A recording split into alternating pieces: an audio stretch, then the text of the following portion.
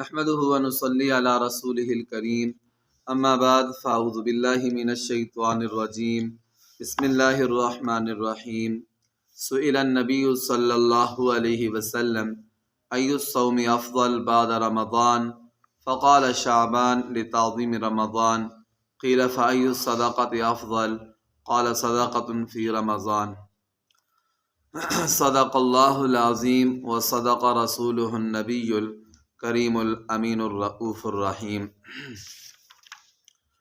میرے معزز محترم سامعین و ناظرین اکرام، آج کی اس نشست میں آپ کے سامنے اس شعبان کے مہینے میں اپنے پیارے نبی حضرت محمد مصطفیٰ صلی اللہ علیہ وآلہ وسلم کے روزے رکھنے کا ذکر کروں گا کہ ہمارے پیارے نبی صلی اللہ علیہ وآلہ وسلم اس شعبان کے مہینے میں کتنے روزے رکھتے تھے اور کیوں پیارے نبی صلی اللہ علیہ وسلم اس شعبان کے مہینے میں زیادہ روزے رکھتے تھے بنسبت دوسرے مہینوں کی نفلی روزے۔ حدیث پاک ہے، پیارے نبی صلی اللہ علیہ وسلم سے پوچھا گیا، سئل النبی صلی اللہ علیہ وسلم ای الصوم افضل بعد رمضان، کہ پیارے نبی جی رمضان المبارک کے جو روزے فرض ہیں ان کے بعد کس مہینے میں روزے رکھنا سب سے زیادہ باعث اجر و ثواب ہے، سب سے زیادہ فضیلت والا عمل ہے؟ تو حضور نے ارشاد فرمایا، شعبان لتعظیم رمضان، شعبان کے مہینے میں رمضان مبارک کے بعد سب سے زیادہ روزے رکھنا باعث فضیلت ہے بنسبت دوسرے مہینوں کے، اس لیے کہ اس پہ رمضان کی تعظیم ہے۔ پھر پوچھا گیا کہ اے آمنہ کے لال، آپ یہ بتائیں کہ فای صدقۃ افضل، کون سا صدقہ افضل ہے؟ صدقے سے زکوٰۃ بھی مراد ہو سکتی ہے، صدقے سے نفلی صدقہ بھی مراد ہو سکتا ہے، کہ یعنی سب سے زیادہ صدقے پر اجر اور ثواب کون سے صدقے پر ملے گا؟ تو حضور نے فرمایا، صدقۃ فی رمضان، رمضان کے مہینے میں جو صدقہ دیا جائے گا، جو مال کی زکوٰۃ نکالی جائے گی، اللہ تعالیٰ اس پر سب سے زیادہ اجر و ثواب عطا فرمائے۔ ایک دوسری حدیث پاک ہے جس میں حضرت عائشہ رضی اللہ تعالی عنہا سے روایت ہے، فرماتی ہیں کہ ان النبی صلی اللہ علیہ وسلم کان یصوم شعبان کلہ، کہ پیارے نبی علیہ السلام پورے شعبان کے مہینے روزہ رکھتے تھے، پورا مہینہ ہی روزہ رکھتے تھے۔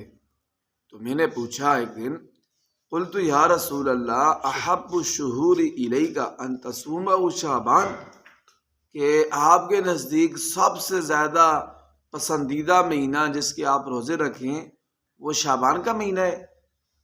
تو حضور صلی اللہ علیہ وسلم نے ارشاد فرمایا، ان اللہ یکتب علی کل نفس میتۃ تلک السنہ فاحب ان یأتینی اجلی وانا صائم۔ حضور نے فرمایا، ہاں میرے نزدیک رمضان کے بعد سب سے زیادہ جس مہینے میں روزے رکھنا باعث اجر و ثواب ہے وہ شعبان کا مہینہ ہے۔ میں اس مہینے میں روزے رکھنے کو بہت زیادہ پسند کرتا ہوں۔ وجہ اس کی یہ بیان فرمائی، اس لیے کہ اللہ تعالیٰ آئندہ جو آنے والا سال ہے، اس شعبان سے لے کر آئندہ آنے والے شعبان تک جس نے مرنا ہے، جس پر موت آنی ہے، اللہ تعالیٰ اس کا فیصلہ اس شعبان کے مہینے میں کرتے۔ کون سے مہینے میں؟ شعبان۔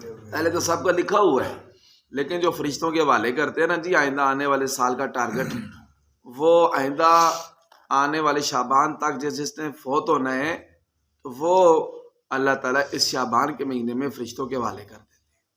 تو حضور فرماتے ہیں، فأحب ان یأتینی اجلی وانا صائم، میں یہ پسند کرتا ہوں کہ جب میرا فیصلہ فرشتوں کے حوالے کیا جائے کہ اس دنیا سے انتقال کرنے کا، دنیا سے منتقل ہونے کا، وصال کا، میرے وصال کا فیصلہ ہو، تو میں یہ پسند کرتا ہوں کہ وانا صائم، میں روزے کی حالت میں۔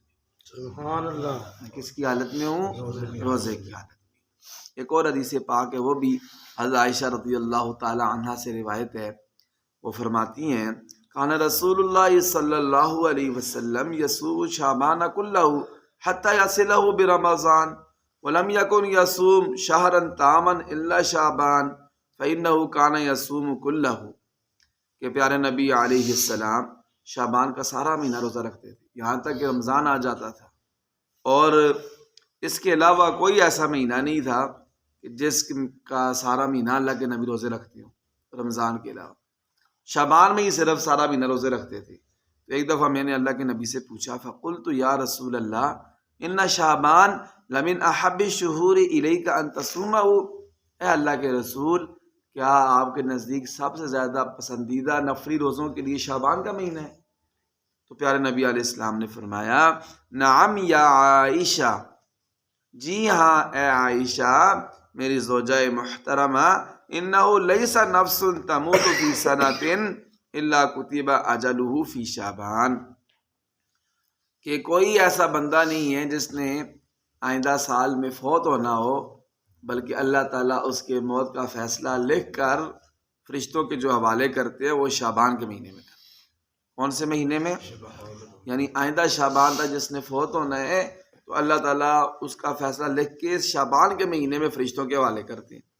اور حضور فرماتے ہیں وَأُحِبُّ أَن يُكْتَبَ أَجَلِي وَأَنَا فِي عِبَادَةِ رَبِّي وَعَمَلٍ صَالِحٍ، اور میں اس بات کو پسند کرتا ہوں کہ جب میرا فیصلہ لکھا جائے تو میں روزے کی حالت میں ہوں اور میں اللہ تعالیٰ کی عبادت میں اور نیک عمل میں مصروف ہوں.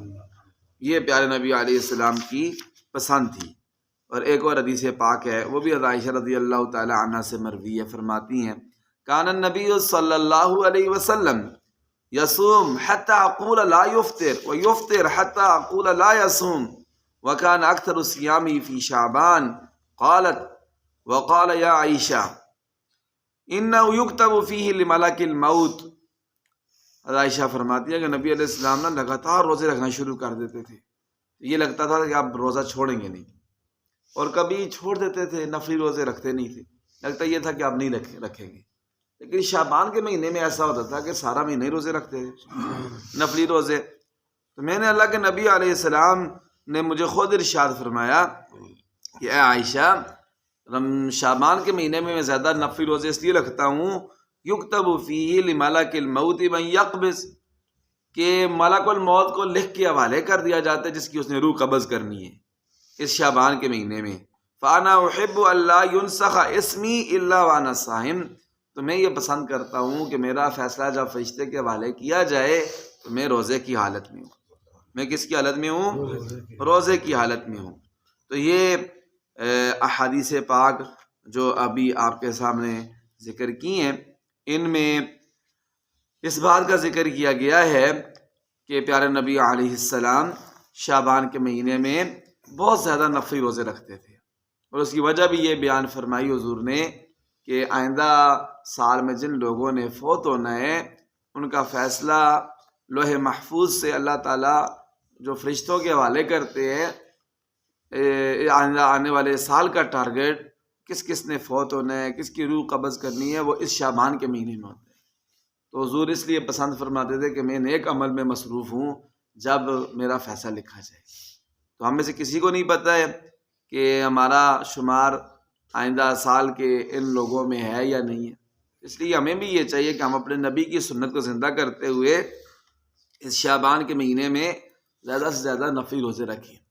ایک تو اس وجہ سے بھی، اور دوسری یہ بھی ہو جائے گا کہ آئندہ جو آنے والا رمضان شریف کا مہینہ ہے اس کی ایک تیاری بھی ہو جائے گی. اچانک ہی روزے شروع ہو جائیں تو بعض بندوں کو تھوڑا مشکل ہو جاتی ہے. اگر پہلے سے دو چار رکھ کے بندے کو تجربہ ہو جاتا ہے کہ یار کیسا روزہ گزر رہا ہے تو ثواب کا ثواب ملے گا اور حضور کی سنت پر بھی عمل ہو جائے گا. تو سب انشاءاللہ کوشش کریں گے نا؟ ہاں جی، تو کوشش کرنی چاہیے. فرض روزوں کے علاوہ بھی نفلی روزے بھی رکھنے چاہیے.